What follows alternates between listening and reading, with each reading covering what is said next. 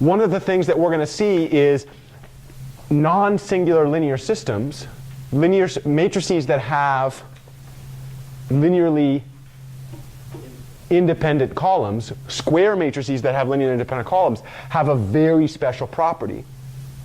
Can you intuit, can you guess what that property would be? The range is equal to the entire codomain.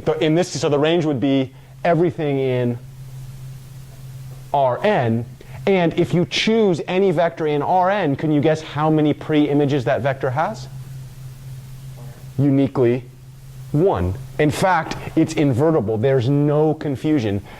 Saying that every vector in Rn is in the range is equivalent to saying something called onto. Saying that every single output has only one input that gets mapped is equivalent to saying 1 to 1.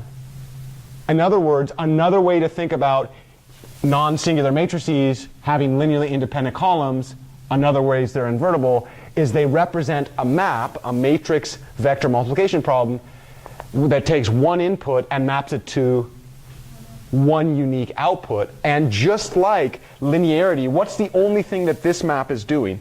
Like when you think about the intuition between the 5 and the x, what's the only thing that that map is doing? It's like, if you took the entire real line, it's just kind of shifting it a little bit, right? But everything in the input space gets mapped to something in the output space by that unique feature. And that's what's happening with non-singularity. When you have linearly independent columns, that same property is happening at a larger scale. It's harder to visualize than just the simple case that we're looking at here, right? Okay, so underneath that, that's where we're headed with this. And what we're going to see is we can develop the concept of non-singularity from multiple angles. Let me ask you this. What have you noticed about measuring whether or not vectors are linearly independent? Is that an easy job or a hard job? Just from the small selection of problems that you've solved thus far. Kind of hard, really frustrating, right? Because if I give you a bunch of vectors that are R10 and I just list a bunch of numbers out and I say, tell me which ones are dependent on the other ones, you know what we start to do, right? En el nombre del Padre, de Hijo, del Espíritu Santo. Yeah, we basically pray at this point, right? We actually have a method that we can test this.